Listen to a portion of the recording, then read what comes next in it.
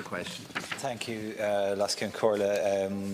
Tánaiste, this question has been somewhat overtaken by the publication of the Brexit bill last week. However, I would be very interested in the numerous policy areas that it covers in preparation for the event of Brexit, and I also wish to hear the Tánaiste's view as to whether the legislation will prepare us for every eventuality, given the uncertainty in Westminster both today and no doubt over the coming weeks.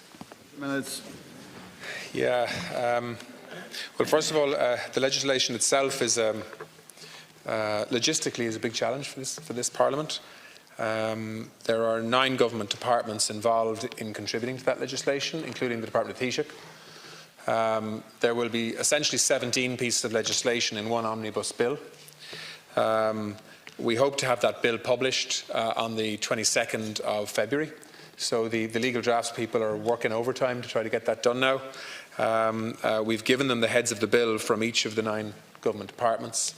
And really what this is about is legislating for a worst case scenario where the UK leaves the EU without a deal, without proper contingency planning, and without a transition period, which is what everybody wants to create the time and space to be able to put permanent solutions in place. In that scenario, we do have to protect our own citizens in a practical way. We have to make sure that trains can continue to travel between Dublin and Belfast under a new environment, because they will be travelling out of the EU into a third country and back in again. We have to ensure that students can continue to, that British students can continue to come to Irish universities in the way that they do today, that Irish students can continue to go to British universities and get the kind of financial supports that they get today. We need to continue to ensure that children in Belfast that are being brought to Dublin for specialist paediatric care can continue to do that in a way that is catered for in law. Just like many patients from Donegal going across the border into Auchnagalvin Hospital get the same kind of treatments. We need to make sure that people that have pensions that are paid for by the British government in Ireland and pensions that are paid for by the Irish government in the UK continue to be able to hold on to their incomes in a way that's seamless after the 29th of March. So lots of practical areas.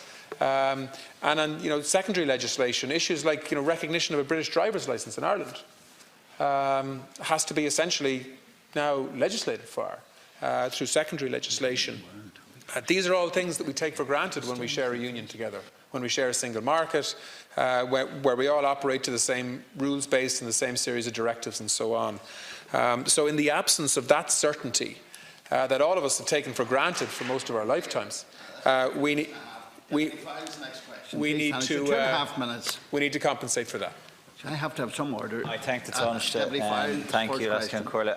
I think, given the heads of bill being published, I think there's an awful lot of meat to be put on the bones prior to having a meaningful debate or discussion on this matter. But I mean, from my perspective as the chairman of the Oireachtas Committee on Children and Youth Affairs, I mean, things like inter-country adoption, particularly in regards to education, these are all areas that I think will be of great interest, not just to the committee, but to the general public. I believe that there are quite a number of parts of this bill which I'm slightly concerned over the time that the government has set out in relation to the passing of this piece of legislation to be able to get it through the House in 2 weeks. I entirely accept the necessity to plan in advance, but I'm slightly concerned over the likelihood of full cooperation by all members of the House in order to expedite it. And then, of course, it has to go through the Shannon, which is an entirely different matter.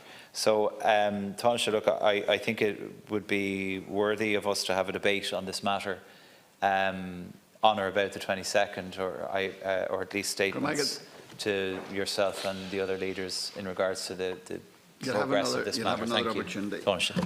Yeah, no, look, I can understand we're asking for a lot here. What I've said I'd be happy to do is, first of all, we've asked the Business Committee to agree that we would waive pre-legislative scrutiny for this piece of legislation. But in return, I'm very anxious to meet the chairs of all the relevant committees in the areas that are part of this omnibus piece of legislation. And if necessary, we will facilitate sending officials into your committees, if you want, to actually follow through and give full explanations and tease through what's actually being proposed in advance we can do that, by the way, in advance of the bill even being published, because we know what the heads are. So I think we can do some of the groundwork before the 22nd of February, a lot of it actually, so that everybody understands what's in this bill. A lot of it is actually quite straightforward. There are some more complex areas where people will want to have questions, and some people may want amendments and so on, and of course we'll consider that. But I'll make myself and officials available to committee chairs, and if necessary, offer the people who put this legislation together to the committees. But what I don't want to do is when this legislation comes in, to send it off to 7 or 8 different committees, because I don't think then we can complete this in the timeline that's needed. No, and I do appreciate Taoiseach's response. I think it's important. Look, that there's nothing in the draft bill that I can see relates to the Department of Children and Youth Affairs. That is not to say that it won't affect children, particularly in relation to, as I mentioned, inter-country adoption, the potential for interruption to education streams, and also the matter of healthcare. So I would be interested to know if the Taoiseach could answer, is there a specific legislation, is there a specific part of the legislation which will cover matters relating to the Department of Children and Youth Affairs, or if it's just going to be justice and health. But I would welcome the opportunity, as he has outlined, to have a look at or meet with officials from his department or from the Department of Children and Youth Affairs to discuss this omnibus bill. Thank you. We move on to topicals. There's a whole range of areas. Some of the areas, even though it may not be the Department of Children, they may impact on children. So, for example, child benefit payments for people living in Northern Ireland who may have been working south of the border, who may have payments that they get in the north.